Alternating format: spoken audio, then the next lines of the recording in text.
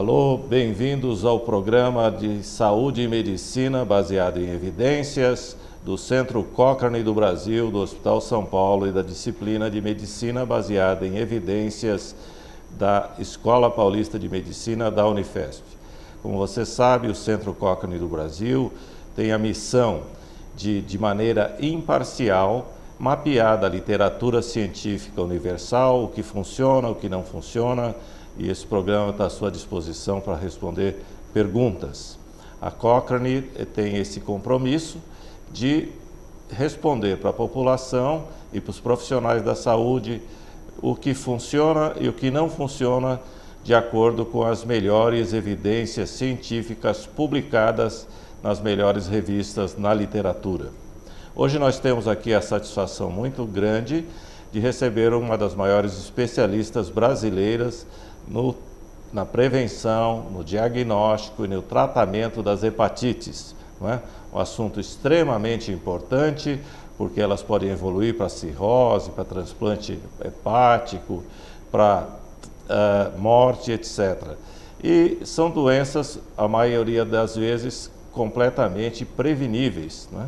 Doutora Maria Lúcia Gomes Ferraz, é uma honra muito grande ter ela aqui conosco.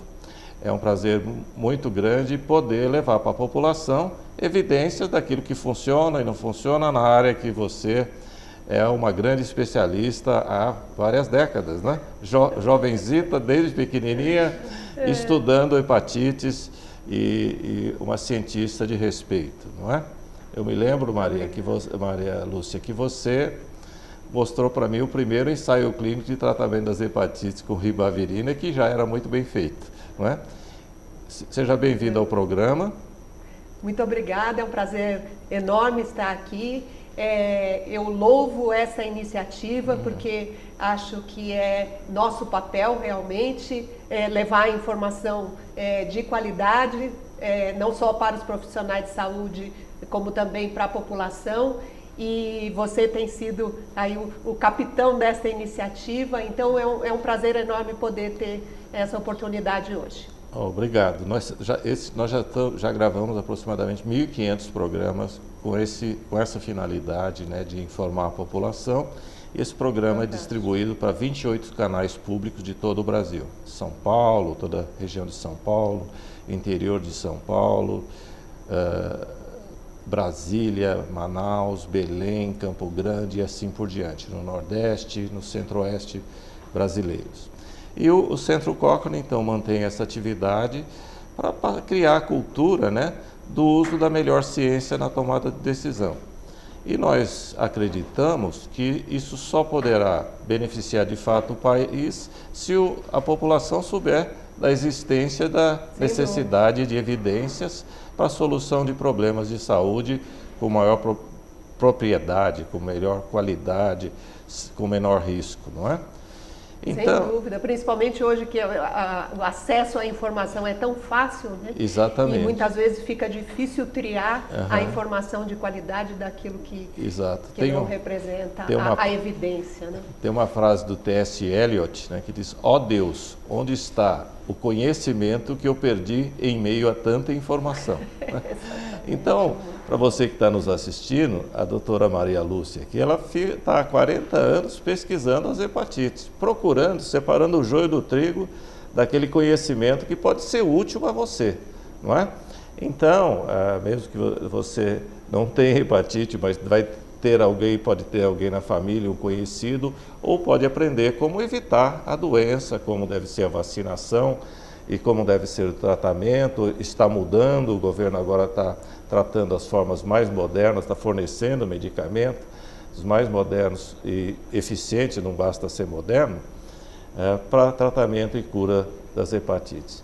Então, Maria Lúcia, eu gostaria de te deixar à vontade, você falar um pouquinho dos tipos de hepatite existentes, não é? Depois a gente fala um pouquinho como preveni-las, depois como tratá-las, tá bom? Quando nós falamos em hepatite, elas podem ser causadas por diversos agentes e hoje nós vamos aqui conversar um pouquinho sobre as hepatites virais, né? E quando nós falamos de hepatites virais, na verdade nós estamos falando de 5 vírus diferentes que podem causar hepatites virais. e eles são nomeados com as 5 primeiras letras do alfabeto. A hepatite A, B, C, a hepatite delta, que existe endemicamente na região norte do país, e a hepatite E, que nós estamos começando a ver casos aqui no Brasil também. Então, em relação a esses vírus, eles têm diferentes mecanismos de transmissão e diferentes cursos clínicos também.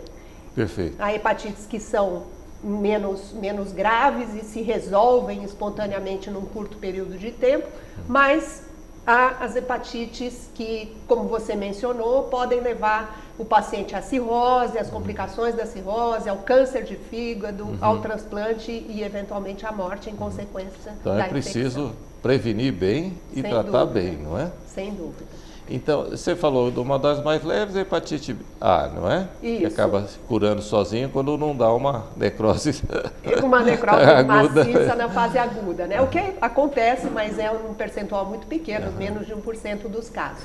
Então, a hepatite A, ela é ainda bastante frequente no nosso país, ela é transmitida basicamente pela água, então no mecanismo pessoa a pessoa, porque o vírus é eliminado pelas fezes e pela via oral contamina um indivíduo suscetível. Mas ela é autolimitada. Perfeito. Então ela não acarreta maiores complicações. E em relação à hepatite a boa notícia que nós temos é que desde o ano passado a vacinação contra a hepatite A agora já faz parte do calendário universal de vacinação de todas as crianças. E o Brasil pode ter crítica, mas em vacinação ele é bom, né? Vacinação ele é bom. Toda vez que aparece uma vacina nova, são feitos estudos muito profundos, inclusive em relação a questões de custo-benefício e tudo mais, e assim que se demonstra que aquilo vai ter um impacto importante na qualidade de vida das pessoas e nos custos da saúde, a vacina é incorporada e nós temos um calendário muito robusto de vacinações. Né? E se é uma coisa baseada em evidências, são as vacinações. Né? Exatamente. Só é liberado depois muito bem estudado, se funciona, se é efetivo, eficaz, se é seguro, não é? É um absurdo ser questionada a questão da vacinação, uma vez implementada, né? Ela ser questionada pela população. É um crime, né? É um crime, na minha opinião também. Você vê agora também, o SUS está vacinando as meninas contra HPV, que causa uma série de doenças, né? Da garganta ao útero, né? Então, precisa vacinar mesmo e não bobear, não. Você tem uma garotinha aí na fase de vacinar, vá lá e vacina mesmo, porque você vai prevenir câncer, vai prevenir vários tipos de câncer, né? Sem dúvida. Na orofaringe, no útero, um tipo de leucemia, quer dizer, vacine logo e não fique ouvindo conversa fiada, não. Ouça os cientistas como a professora Maria Lúcia Gomes Ferraz. Então, você falou da A, não é? Então, a A é autolimitante e já está sendo vacinada e precisa vacinar as crianças também, não é? Sem dúvida. E a B? Bom, a hepatite B já é um problema mais complicado. O vírus da hepatite B é considerado uma doença sexualmente transmissível. Né? Então, a grande forma de transmissão da hepatite B é por via sexual. A hepatite B, ela tem como consequência poder causar, em 5% dos casos, mais ou menos, das pessoas que se infectam, um curso crônico, e esse curso crônico pode levar à cirrose, ao câncer de fígado e todas as consequências da doença hepática avançada. Em relação à hepatite B, existe uma vacina também muito eficiente, né, que previne a doença na quase totalidade dos casos. Existe menos de 5% das pessoas que não respondem à vacina de hepatite B. E essa vacina, ela foi implementada no nosso país também há vários anos. Então, hoje em dia, ela já faz parte do calendário universal de vacinação. Só que existe uma população com mais de 35 anos, mais ou menos, que escapou da vacinação universal de todas as crianças. E essas pessoas têm vida sexualmente ativa, então novos casos de hepatite B aguda nós continuamos a ver na população. Então é importante aqui passar o recado também de que a vacina de hepatite B, ela está disponível em qualquer posto de saúde para todas as pessoas, seja, até os 50 anos de idade. Não tem desculpa não tem desculpa, vacinar. É só chegar lá e pedir a vacina. Se tiver mais de 50 anos, a vacina vai ser disponibilizada, embora... E você que está nos assistindo, preste atenção. Essa vacina, essa hepatite pode matar ou judiar muito, né? O tratamento também é um sofrimento, ela causa, além da hepatite, pode causar cirrose hepática, pode causar câncer de fígado, não é? Então é preciso, particularmente um profissional da saúde, alguém que mexe com sangue, tem que vacinar, não é? Tem obrigação de estar vacinado. Você falou que a transmissão é sexual, mas essa também pode contaminar também se contamina com sangue, derivados de sangue. Qualquer secreção humana, na verdade, pode transmitir a hepatite B. E parece que essa hepatite também evolui pior na gravidez, não é? Ou não? Não particularmente. A que evolui muito mal na gravidez é essa hepatite E. Que pode causar quadros mas fulminantes. Ela passa da mãe para a criança. Não traz gravidade para a mãe, mas sem dúvida, como você falou, nesse aspecto é grave sim, porque a transmissão para o recém-nascido, ela ocorre com uma frequência muito grande se a mãe tiver numa fase aguda de infecção ou uma fase crônica com muita viremia, né? Então, isso é extremamente importante para a gestante também. Ok. Então, esse tratamento, essa vacinação é fundamental. Se a pessoa tiver a doença pela hepatite B, ela pode ser tratada também. Sim. O vírus pode ser combatido, não é? Sim. Em relação à hepatite B, a gente tem um certo problema em curar a infecção. Então, o que nós fazemos com o tratamento é controlar a viremia, semelhante àquilo que fazemos com o HIV. Perfeito. Né? O HIV nós não eliminamos, não curamos a doença, mas nós controlamos a viremia. Então, em geral, quem tem hepatite B tem tratamentos muito prolongados. Perfeito. Muitas vezes por toda a vida. Ou seja, o cara fica condenado a ficar se tratando o resto da vida, que não é nada bom, porque os remédios também têm efeitos adversos, não é? Sem dúvida. Por isso que a principal arma é a prevenção, né? E felizmente, em relação à hepatite B, existe uma vacina extremamente eficaz para combater a infecção. E uma coisa, Lúcia, que eu percebo na clínica é que às vezes o sujeito faz a primeira dose da vacina, esquece a segunda, isso atrapalha a eficácia? Isso é muito comum e atrapalha bastante a eficácia, né? A vacinação de hepatite B ela é feita em 3 doses, né? No tempo zero, 30 dias depois, 180 dias depois. E muitas vezes é difícil a pessoa aderir a esse calendário, ser disciplinada. Nós tivemos uma experiência aqui no hospital, né? Logo que a vacina surgiu, nós convocamos, então, todos os profissionais de saúde aqui do hospital para fazerem a vacinação. Todos eles têm que se vacinar. Profissional de saúde é obrigatório, né? E convocamos todos eles e depois foi muito triste constatar que 40% das pessoas tinham tomado só uma dose e nunca mais voltou. Isso porque eles conhecem todas as consequências de não tomar direito. Uma população informada, né? E realmente a aderência ao tratamento é um problema sério, não é? Você vê, uma vacina a cada 30 dias, né? E mesmo não assim o sujeito não faz. E ninguém gosta de injeção também, né? Bom, mas essa aí vale a pena, porque senão você vai ficar tomando injeção o resto da vida. É melhor tomar essas 3 para não ter que tomar outras depois, né? Então, isso é hepatite B, e aí ela tem um tratamento que é conservador, vamos dizer assim, que evita complicações de manutenção, né? E é importante mencionar também que aqui no país nós temos o tratamento fornecido pelo SUS, né? Então, os antivirais, que são os mais modernos que existem atualmente para tratamento de hepatite B, a gente tem disponibilidade no SUS, na rede pública, para todos os pacientes. Então, eu tenho uma preocupação muito grande, Lúcia, com a efetividade dos tratamentos, né? Porque não adianta você descobrir a cura, mas não tem, as pessoas não aderem, né? E há países, a gente não sabe, a gente fala mal aqui do Sistema Único de Saúde brasileiro, que se propõe a tratar todo mundo, não tem dinheiro para isso, mas se tenta fazer o máximo. Mas há países como o México, Índia, que ninguém tem direito a nada, né? Então não tem, o sujeito tem que pagar a vacina, ela é cara, e vira um caos, não é? Sem Inclusive dúvida. porque a doença fica retransmitindo, né? É bom que você, eu estou falando isso, que você saiba que é um privilégio ter Sem isso dúvida. disponível gratuitamente, e tem que aproveitar e levar as crianças, vacinar, se vacinar e se cuidar, não é? Você falou que essa hepatite é transmitida principalmente hoje por transmissão sexual. Sim. E o que pode se fazer para evitar essa transmissão? Bom, a medida mais importante é o que nós chamamos de sexo seguro, né? Então, são as mesmas medidas que são preconizadas para prevenção da infecção pelo HIV, elas se transpõem para tudo aquilo que a gente preconiza para prevenção da hepatite B, né?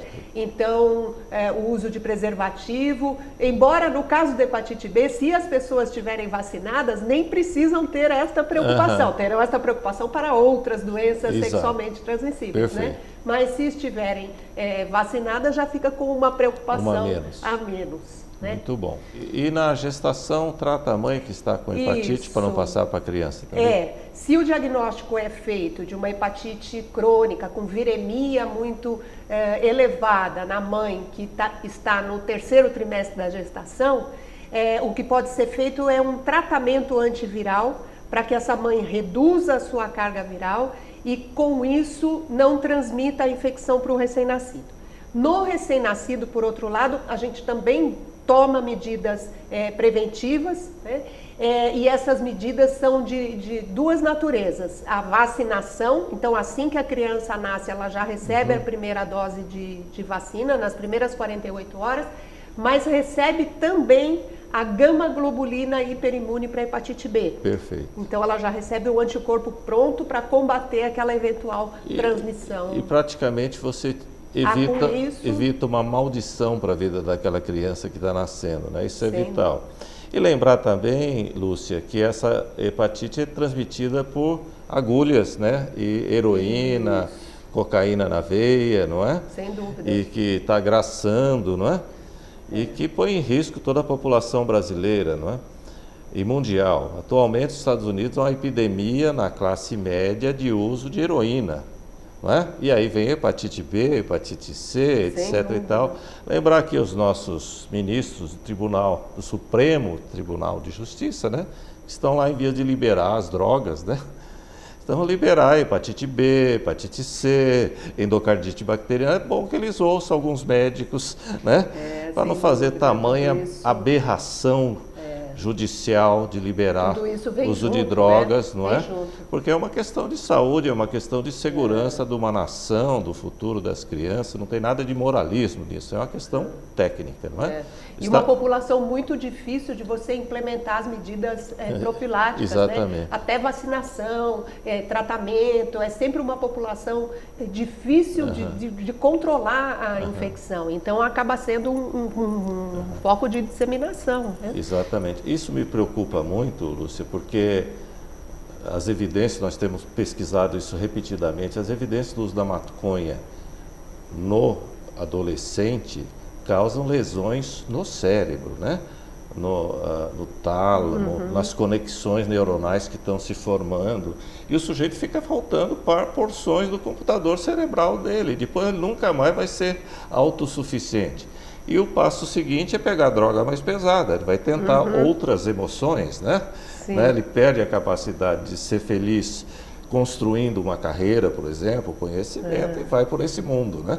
Aí ele vai para a cocaína, acaba injetando na veia, depois ele vai para a heroína, o que está acontecendo nos Estados Unidos, né? Então nem tudo que é ruim para os Estados Unidos é ruim para o Brasil, lembre-se disso. Então é bom tomar cuidado com isso. Em relação, então, agora à hepatite C, não é? Bom, em relação à hepatite C, ela é a mais comentada no momento, né? E isso é natural que assim seja, porque é a hepatite crônica que nós temos com maior prevalência aqui no país. Estima-se que existam cerca de 2 milhões de brasileiros com hepatite C. E estas pessoas, elas sequer foram diagnosticadas ainda. Nós estimamos que mais ou menos umas 150 mil a 200 mil pessoas tenham realmente o diagnóstico e já tenham tido alguma abordagem de tratamento. O resto... E se estima que quantos têm a doença? 2 milhões. Nossa, é um absurdo, né? É um muita país, né? gente, é muita gente. E que era uma doença rara, né? Aparentemente, porque nós não tínhamos como fazer o diagnóstico. Exatamente, uma doença muito assintomática, né? Muito silenciosa. O indivíduo passa 20, 30 anos que ele não sente nada. Então, ele não procura o atendimento médico para fazer o teste da hepatite C porque se sente bem, né? E só vai ter depois as consequências da doença crônica já quando tiver com cirrose, com as manifestações da cirrose, com o câncer do fígado. Então, é uma doença bastante complicada. E agora, então, o esforço que todos os países estão fazendo é em diagnosticar as pessoas, né? Então, essas estratégias de diagnóstico, elas começaram com foco no grupos de risco. Então, o que é risco para hepatite C? Hepatite C é uma doença que se transmitiu muito no passado através das transfusões de sangue. Perfeito. Né? Então, transfusões de sangue, derivados de sangue, plasma... Aliás, deixa eu fazer uma parte aqui, porque transfusões de sangue, né? Que eram feitas sem base em evidências, não é? Tá certo? Eu lembro quando, na década de 80, fui fazer esse treinamento em pesquisa clínica, que virou medicina baseada em evidência na Universidade da Pensilvânia. Eles estavam fazendo exatamente essas pesquisas. Quando é que eu preciso transfundir, né? Porque se transfundia todo mundo que tinha hemoglobina abaixo de 10, porque alguém no passado disse isso. Que ficava melhorzinho, né? Mas isso transmitiu muita hepatite, transmitiu AIDS, não é? E causou uma catástrofe. De forma que aqueles religiosos até que tinham medo da transfusão estavam no caminho certo, né? E não era à toa que eram os testemunhos de Jeová que estavam patrocinando essas pesquisas lá na Universidade da Pensilvânia. E agora se vê que é muito mais restritivo, né? Sim. Teve uma época também que um francês publicou um artigo observacional de péssima evidência, que se você transfundisse o sujeito depois que estava em diálise, e depois na hora do transplante ele tinha menos chance de ter rejeição. Era um estudo observacional próximo do ridículo. Mas isso contaminou o mundo, se passou a transfundir todo mundo antes do transplante. Com essa perspectiva de rejeitar menos. Da hepatite C. Isso transmitiu HIV, transmitiu hepatite C e hepatite B, não é? Então, medicina é coisa séria, para cientista competente, para médico competente, que tem capacidade crítica, né? Sim. Eu lembro que no nosso serviço, como eu sou meio paranoide, né? Não deixei transfundir ninguém que não fosse em último caso. E de repente o serviço onde eu trabalhava, nem trabalho mais, posso falar tranquilamente, no final ele tinha a incidência de hepatites menos de 10% em relação aos outros serviços. Que interessante. Porque é fundamental, você vai dar sangue se você for salvar a vida das pessoas. Então, transfusão desnecessária é desnecessária mesmo e causa complicações graves. Né? E se usou a larga mano nas décadas de 70, de 80, onde a hepatite C graçava, assim, e por isso é que se formou esse contingente de pessoas. E como eu estava dizendo, né, você encontrar as pessoas baseadas só em população de risco, ou seja, se você foi transfundido, procure fazer o teste, isso se mostrou ineficiente. Se mostrou ineficiente nos Estados Unidos, em outros países. Então, agora, inclusive, isto é uma campanha que está sendo liderada pela AMB também, né? E que no que consiste a campanha? Consiste em buscar os portadores baseados numa corte de idade. Então, se estimula que todas as pessoas com mais de 45 anos procurem fazer o teste da hepatite C. Perfeito. Então, esse teste hoje em dia é muito fácil de fazer, porque é aqueles testes de ponta de dedo, que a gente chama de teste rápido, né? Que é colocar o sangue numa tirinha. E é gratuito, né? Gratuito, disponível nos postos de saúde. E que as pessoas com mais de 45 anos procurem fazer o teste, porque é neste grupo etário que se concentra a maior parte dos portadores. Deixa eu recordar aqui o que a professora Lúcia falou anteriormente, que 150 mil pessoas têm o diagnóstico realizado, mas se calcula que 2 milhões, né, ou seja, outros 1.850.000 pessoas estão perdidas por aí, sem saber que tem a doença, podendo transmitir na gravidez. Exatamente. Não é?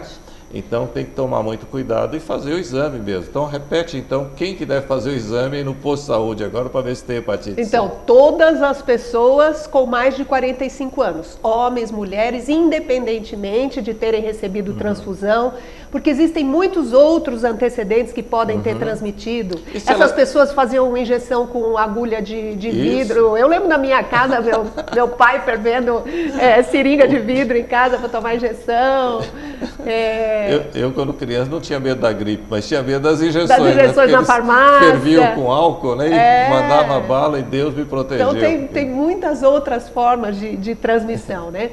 E importante também dizer que o diagnóstico feito abre uma perspectiva muito interessante agora para as pessoas, porque, diferentemente da hepatite B, a hepatite C, o tratamento é curativo. Perfeito. Né? Mata o vírus. Mata o vírus. Que beleza. Então, agora nós estamos, de um lado, com uma doença que mata e, do outro lado, remédios que curam. Perfeito. Né? E remédios que curam em 90% dos casos. Perfeito. E essa não tem vacina, né? Essa não tem vacina. É o tratamento, inclusive se abrir uma discussão interessante, que talvez seja a primeira vez na história que uma doença poderia ser erradicada através de tratamento. Que maravilha, e não, né? De vacina. Né? Que bonito. E isso nunca aconteceu na medicina, mas existe esta perspectiva, porque se eliminarmos todos os portadores... E aí, né? a hepatite C parece que a transmissão sexual...